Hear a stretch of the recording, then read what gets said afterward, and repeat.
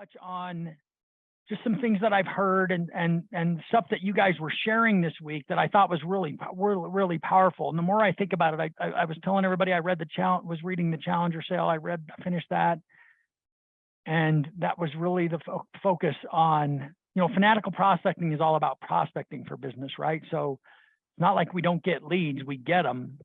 Our ability to convert more leads and keep every deal that we do get and not spend time on the deals that we're not going to get is, velocity. And that's how, you increase your production opportunities and, closing as many of the deals as you can close. And in the conversation that I had with Giuseppe, and I don't know, Giuseppe, if you're at your computer yet, or if you can chime in, but just the conversation that we had about that email that he sent out to the agents, the recognition that the agents really aren't good at articulating the quality of the offer that's being made. And I know that you guys are all on board with picking up the phone and calling the listing agents and letting them know what's going on. But I think that's where, Giuseppe, talk a little bit about that experience, if you can, and what, kind of the realization. You and I had lunch yesterday and we were talking about that and why it's so important for what we're doing and how it can impact these relationships with these agents and these buyers.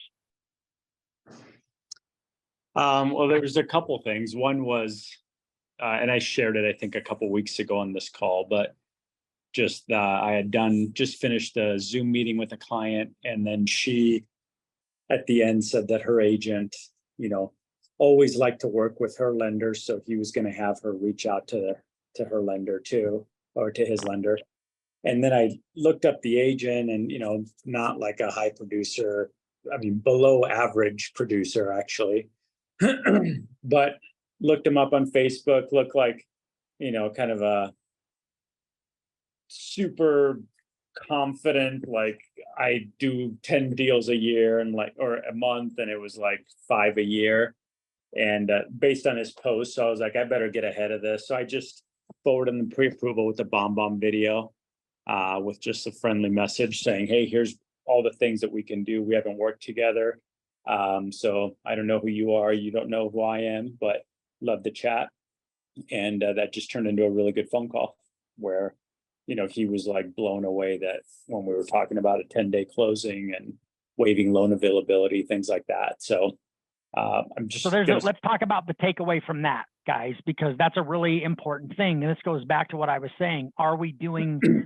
We have great value. We know what it is, but are we doing a good job of articulating that to the people that are involved? So we can't take for granted that a buyer that comes to us is going to explain to the realtor why they want to work with us. And it is incumbent upon us to sell that realtor, even though we don't know them. And you've got to be as proactive as you can be with that, because that conversation went really well, right? Like you talked to the guy and he was like, wait, you can close in 8 days? I don't have any lender who can. And, he's done 5 deals this year. So, or in the last 12 months or 14 months, whatever. Yeah. He hasn't done that many deals. Every realtor has to act like they're really authoritative and confident and they know what they're doing, or they're not going to get any clients. So they're not going to tell a client, yeah, I only did 5 deals in the last 14 months. They're not going to say that.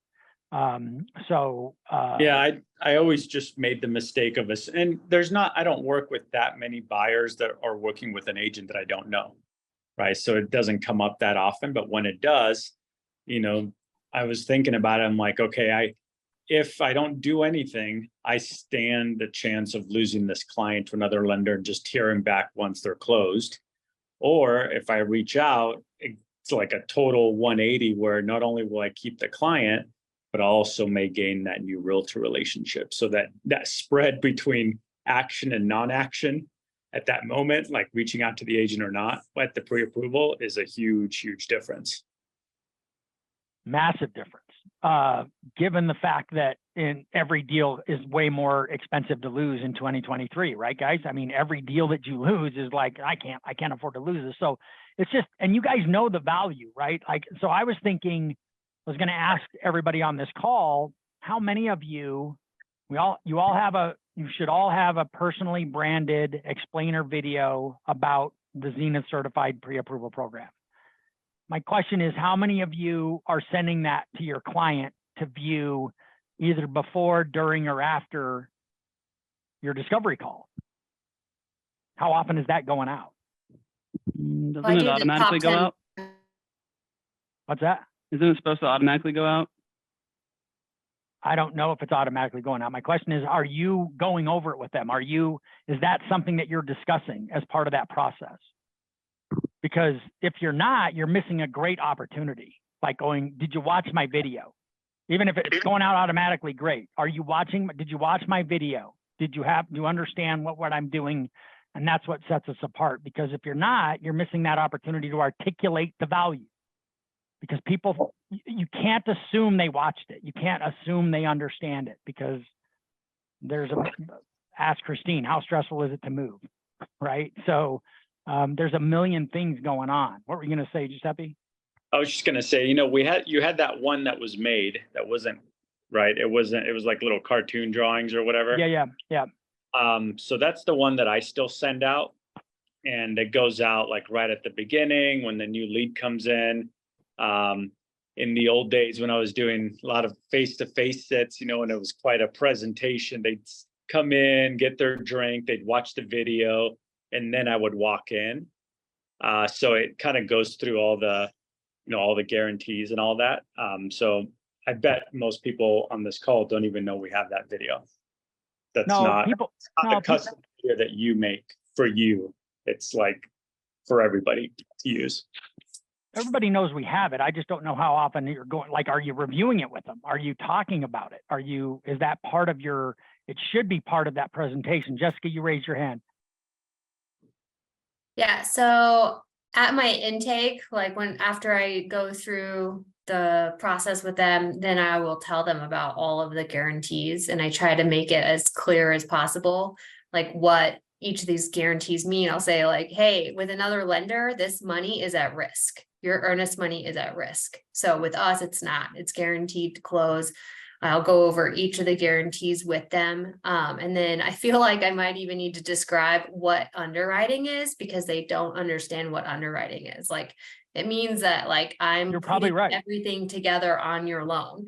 It's ready to go. Like, versus another lender is just going to say, yeah, you're good, and give you that pre-approval letter. I'm going to actually verify everything, and that means you really are good. So, and then I like to use words like, you won't be disappointed, you're not going to lose the house that you just fell in love with, stuff like that. And then I do send my top 10, which is a different way of saying the certified home buyer program. But sometimes I'll even add on that certified home buyer program. And then my next touch might be this Zenith for Life program. Like, don't forget, we do no cost refinances for the life of the loan. I think one of the value points right now, and this, one of the value points right now is you guys' ability to help get their offer accepted. I would be talking about how challenging buyers are finding it to get under contract, and by working with me, I'm going to help you get that offer accepted. That's a big deal, right? So, you've all got stories of people making multiple offers and losing out, right? And so, and then, you being able to help them get an offer accepted. So those to me, those are huge selling points.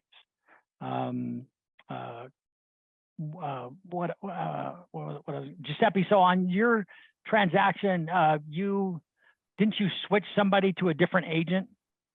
Didn't you have a transaction where? Yeah, that I think that was last weekend. But I was just going to take one step back. So whatever your PowerPoint is that you're reviewing with your clients, just make a whole thing of, I can send you what I had one forever. Ryan kind of had marketing team revamp it, and it looks like better. So then my clip art, that I built. So I can send that out if you want, but there's a whole page where that's all you're talking about is the guarantees and why they're important to them in this market. And then, so they watch the video, you talk about it, maybe on an initial call, then you review it again when you're reviewing numbers or doing your Zoom meeting. And then you review it again, like per that email that I sent this week, when they're having you run numbers to actually make an offer.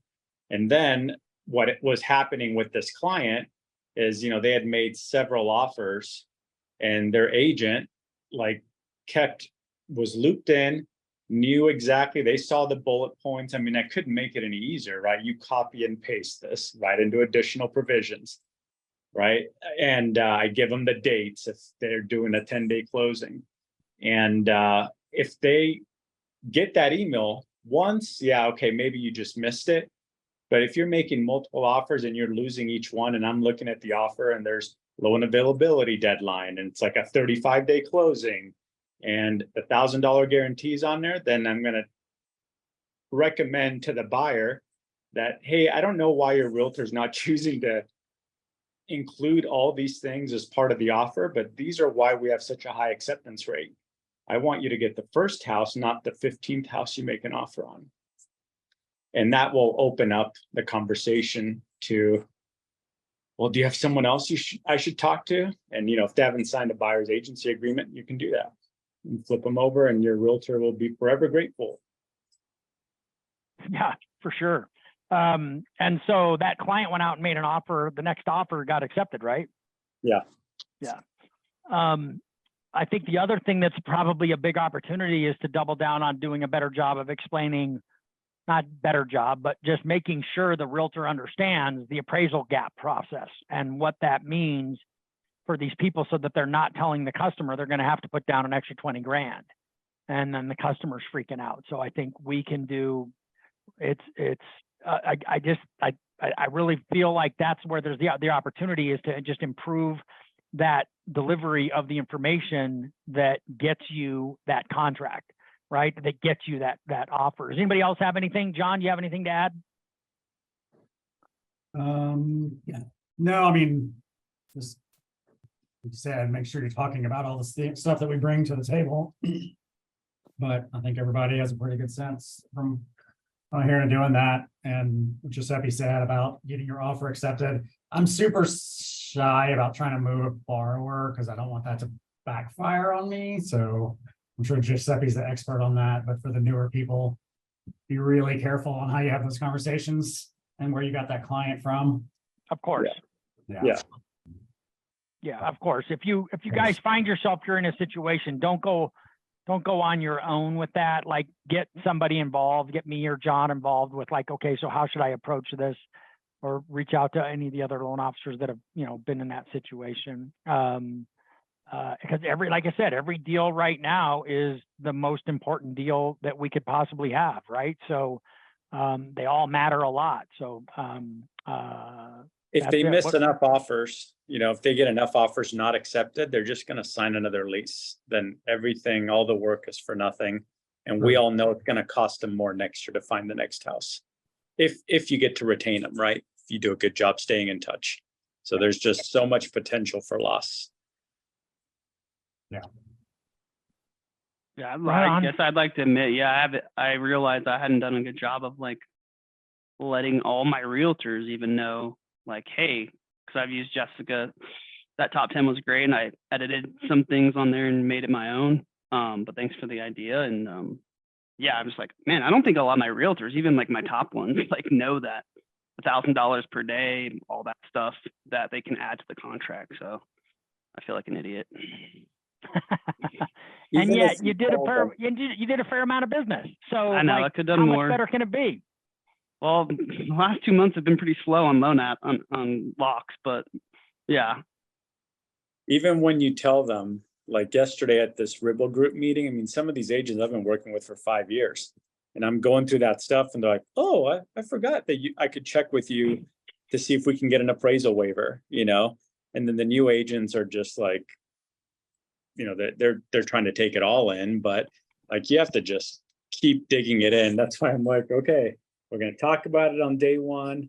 You're going to watch a video about it. We're going to talk about it during the Zoom meeting. And then I'm going to remind you every time you ask me for a lender letter. And on the realtor rate update video that I've been doing and the Friday tip video, I've been putting that in the body of the message. I'm like, these are the strategies to get your offer accepted now, like big, bold, colorful letters. I think that there's a lot to be gained by that conversation, and just to hear, Chris Hauber, you do a lot of business, and like going, yeah, I guess I don't do a good enough job of making sure these guys know that stuff, and they're gonna forget because you're not the center of their universe. They are the center of their universe. So I think we get trapped into assuming realtors, even the top ones, know what they're doing, but then like most of them don't even have like a freaking database that they like operate off of, man. So like, how can we assume that they're going to remember to put all these quirks and whatnot in the contract to get the offer accepted? So yeah, it's just back, like I said, back to doubling down on articulating your value. You have a ton of value, and you have to know it, and you can't assume it. You just like, I think it's probably because I'm sure it gets old. Yeah, I'm going to talk about the same thing. I'm going to talk about my guarantees. I'm going to talk about my guarantees. I don't want to have, we don't need a new one. We have a great one. Whenever I've mentioned this to several of my peers, I was talking to a buddy of mine, Matt Brua, today. I was talking to Tyler Osby, who is in Iowa. Matt's in Chicago, both fairway guys that I've known them forever. I mentioned our $1,000 a day guarantee, and they're like, no shit, dude, that's fucking awesome. And okay, see, they think it's awesome. We act like, oh yeah, $1,000 a day. Yeah, we do that. Like, no, it's awesome. And you can't assume everybody just gets it, because they don't. So I think be excited about it. I'm willing to put up the money, and we better not fucking close late, but we have, and we've written checks, and I hate it. And so, I'm counting on everybody here to have their shit together with a pre-approval, right? So, but you can, and that's the value of it, right? Like that's the benefit, is that you can always be right. You don't ever have to worry about being wrong if you do the work up front that you're supposed to do. So, anybody else have anything else they want to add? I would just echo what you guys are saying, that like there's just a lack of understanding from the realtors that like lending is part of their offer, right? The lending piece is really important to the listing agent. So sometimes I'll say something like, imagine you're the listing agent and I'm telling you that you're going to get paid $1,000 per day for your sellers if we don't close on time. Like, imagine that. Like, doesn't that sound good? Like, that just changes how your offer gets perceived by the sellers. So, but some of them are just digging their heels in. No, my broker's pretty great. I think my lending package is good. I'm like, your lending package is awful. Like 30-day close, like that's not good. No guarantees. So.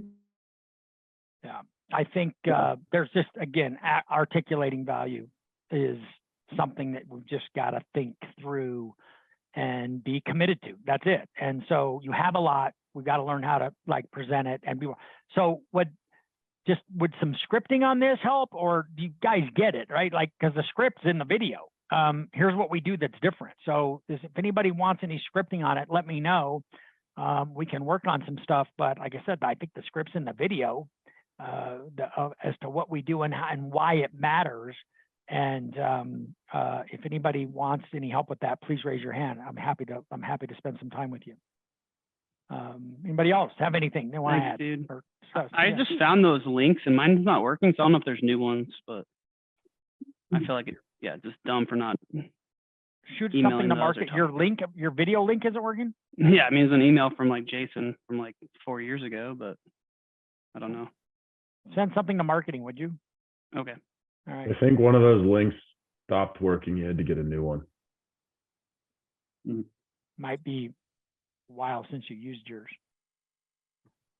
I have like a funny story from yesterday. Oh, sorry, G. You want to go? I was gonna say I uploaded it back then to like my YouTube page, so that way it's just I'm hosting it, and you control it. Yeah, I have it linked through my Facebook page, so when they click on it, it takes them to just basically social media. They can see reviews and stuff from there too. What was your funny story, Chris? Oh, I locked in a client the other day. My one contract for last week. Showed value, all this stuff, showed her like low cost versus no cost, like rates and whatnot, and got her to like, yeah, you're right. We're, probably gonna refinance in 12 months. I don't really want to go with a lower rate and have more closing costs. So got her, showed the value there. I didn't get to do it earlier because she was referred by a past client, and she had her own realtor, blah, blah, blah. So then yesterday she comes to me, emails me, hey, another lender has come to me. He texted me that we could do 6% today. And I basically was like, yeah, no, that's not true. I'm like, I hate to do this, but I'm going to call his bluff. Like, did he send you anything? He just text you. And I showed her the bond chart. I showed her the Mortgage News Daily where the average rate's 6.5, like everything. And then she responded last night. The other lender is Garrett Farnsworth. He's my realtor's go-to lender guy. I do trust my realtor quite a bit, more than your boyfriend who referred you to me. Anyway, but correct. Garrett has not provided anything, and I want to say that to her, be like, more than Scott. Anyway, that's just me being a dick. But she's like, but correct, Garrett has not provided anything in terms of cost breakdown. I'm like, I know what lenders are doing. Like, they're just like, oh, 6% to like get your attention, the attention of the client. But I mean, I coached through on the bond chart and I told her, I'm like, we locked the other day. It's like 30 bips higher. Like, no, your rate's not 0.5% lower or 6/8 lower. Not with no fees or points. Yeah, I'm like, what? And he texted you? Like, did he share anything with you? So I looked up Garrett. Has he seen your Garrett documents? Farnsworth. Does he I don't know. Yeah. No idea. So one of the things, the reason I reached out to Tyler Osby is that when we were in Austin, we were sitting around a table. Remember that Sam guy that I brought on from back east that just works with all the CPAs? He was sitting there, and Tyler was sitting there, and they were talking about and this other guy that from Boston, but they were talking about scripting that they use, and Tyler shared a script that he got from. It's not his script. It's a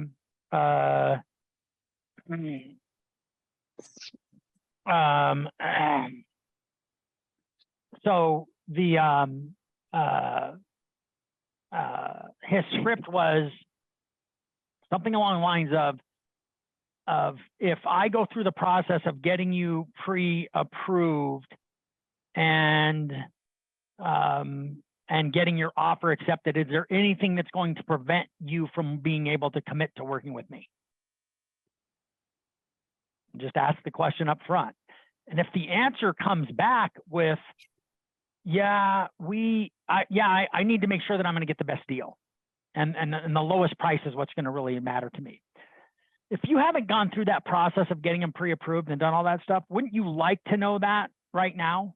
I would, because I'd rather not spend any time working with them if I'm not going to get if all they're going to do is price shop me. So at least now I can address it and I can talk about, okay, I know I'm going to educate you, but telling people, and one of the things that he does, he goes, well, okay, I understand. I get why that was what you'd want to do. And why you'd want to have that. I respect that. So if you're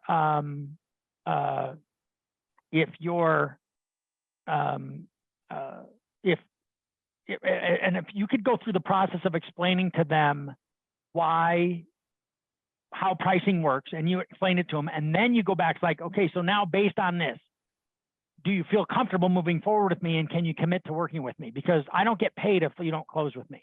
I do all the work and I don't get paid if you don't close with me. And I hope you appreciate that. You're asking me to do a lot of work for you. I'm going to get your offer accepted and everything else. And he said, yeah, 9 times out of 10, the customer's like, yeah, no, absolutely, I can commit to working with you. But the 1 time out of 10 that they don't say, they say like, well, yeah, I just need to make sure I'm going to get the, like, okay, well, now you know, because I don't want to spend time with, if we're not a good fit, we're not a good fit. If you're going to grind me, then I don't want to spend time with you. And without being rude and without being snotty. And I just thought, man, that's an interesting script to throw out there to somebody. And because I don't want to spend time with somebody who's just going to leave me, especially if I'm going to just spend 4 or 5 hours on a pre-approval and I'm going to, help them get their offer accepted. And it's like, yeah, I really want to work with you. But can you match that price? And, it's like, yeah, actually, no, I can't. And, John had a good response last week to that. So I just think that's a script that we could consider working into our discussion and being willing to be that bold and have that conversation with people, because at the end of the day, it's just mind-numbingly annoying that you spent a bunch of time with somebody and didn't get the deal. but you helped them get under contract and then they left you. And that's the worst feeling in the world. So especially when you came up with with a financing solution that they took to another lender, like that's the worst. Like, well, once you showed them they could do something they didn't know they could do, and then they asked the other lender, "Hey, can you do this? Okay, so what's your price?" And like, yeah, so I want to know. And I think if you show a lot of like all the value and do everything, then you can ask that question. But if you don't, like, I don't think you can. I mean, we can. I'm just saying, right? Yeah, I think you can. You got to show the value. So. Yeah, everything. For sure. Yeah. You better be showing your value anyway. Right? Well, I know, but like you just can't ask that question without like going through our process, if you will. Just do your 5-minute goals call and then ask that question. Well, to kind of tie it all together with what G was saying about realtors, like you just can't assume, because back to this client, she's like, yeah, I really trust my lender. Garrett's this go-to lender. I'm like, I just looked up Garrett Farnsworth. He's closed 15 deals in the last 14 months. He doesn't have any closed deals with this realtor. So it's like, it's just bullshit. So I think sometimes you got to dig a little deeper and not like, okay, I'll match your rate, like whatever. Like you got to ask more questions and dig deeper, I think, when it comes to stuff like that. I mean, I even got the deal because she's like, oh, my credit union in Wisconsin referred me to Elevations. I'm like, God damn it. But what I did was I showed her like, okay, I added, when I compared our options, I added extra closing costs on their deal after I explained to her, like, I'm going to save you $2,100 on the next refinance in 12 months. They're not. So I made that 18-month, 12-month break-even analysis look better. So that's something you might want to do if you're competing, unfortunately, is to show, okay, future costs of refinance, other lender, and then ours negative 2,100, right? That could make the difference. Can you talk right to that realtor, Chris, instead of going through the borrower and be like, hey, why are you pushing this? I mean, well, you probably can't say that, but like, I want to introduce myself. I have them pre-approved. Here's everything we can do, and just start with those positives. And it might maybe have a reaction similar to that guy that was just like, oh shit, really? Okay, well, just say, yeah, might. Tried. I called him when I got the contract and he hasn't called me back. I mean, the other buyer, the buyer's agent has done like 4 deals in the last, I mean, yeah, it's like one of those where you're just like. Yeah. So that lender's a superstar in their eyes with 12. Apparently. They don't even work together, at least the last 14 months they have. So I don't know. Well, one of the things that Tyler says to the customer who says, I'm going to this deal, right? Like, yeah, I need the best deal. He says, okay, I understand. Will you do me a favor then? Shop around, get your best price, and let me see if I can make a business decision about doing the deal. And would you be comfortable sharing whatever quote that you get? Because a lot of times it's a bullshit quote. A lot of times it's got points in it, it's got fees in it, everything's understated, and it just looks better to the customers. Don't know how to read that shit. And, maybe you're going to get a deal from some credit union that's like dirt cheap and it's a legit deal. And yeah, maybe, but without spending a bunch of time on it, perhaps you can, so there could be an opportunity for you to just like, can I just show you something here? This isn't going to work. And here's why. You don't realize you're paying. If I charge you 2 points, I can beat that rate. They're showing you property taxes at about half of what you're going to end up paying. There's no HOA on here and you're buying a condo. Like all kinds of things can show up that just like makes their deal look better. That's going to blow up at the end. And then again, you have a chance to just add a ton of credibility. It's like going, I'm not going to mislead you. I'm going to show you exactly what your payment's going to be, because I don't want you pissed off at the end when you won't have any choice and it's 3 days before closing and your payment just went up $400, right? And you're going to have to take it because you're closing and you don't want to walk away from your earnest money. So it's just, again, there's an opportunity there to just get the last. I hate that. Like I said, I don't want to be but if it's a bullshit quote, then it's a bullshit quote, right? So keep that in mind. That's something else as well. So anyway, I got nothing else. Anybody have anything else? Yeah. Hey, G, What have you I been was so gonna say- successful on getting 7 contracts this week? Just your, Well, we had a Realtors? shitload of pre-approved Well- buyers that have been out shopping a lot, and then they all finally started to go under contract. I know that's part of it, right? Yeah, I mean, I Certainly feel like I wasn't don't have any 7 buyers this even weekend. shopping, like they're not even looking, and I have 89 pre-approved buyers. I mean, no one's looking. I don't know. Bad realtors, maybe? I don't know. Do you know if they're looking? Like, are you talking to them, checking in with them or something? I check in with pre-approved buyers every other week Are you to see talking if to they're them? looking. Talking to them Speaking on the to them? phone? Yeah. Because if you're just emailing them, you don't know what's going on. They could be under contract. Have you talked to them, spoke to them? All 89 no? Well, you could talk to all 89 in a month. Gee, do you call all of them? Nope. I slide broadcast all of them, maybe once a month, and text all of them, maybe once a month. So Yeah, every I couple have- weeks. We How reach out long- every other like, you- week, text or email. I mean, calling all of them. Yeah, I mean, I guess I could do it, but I mean, you No, don't have I- any, I don't if know. you don't It have any was just a contracts to lucky work on, week. you could, right, Chris? Well, I'm not being a smart ass. No, I'm not being a smart ass. I'm telling you the truth. If you say you actually, it says you have 73 approved buyers, not 89. But if you actually have 73 pre-approved buyers, I'd be fucking on the phone with them. I don't know why you'd think I don't have to call them. Like, yeah, you do. I wouldn't just be emailing them. Hey, just checking in. Let me know if you need anything. Like, no, not now. You're not that busy. You're not too busy for those calls. I'd be making the True. calls.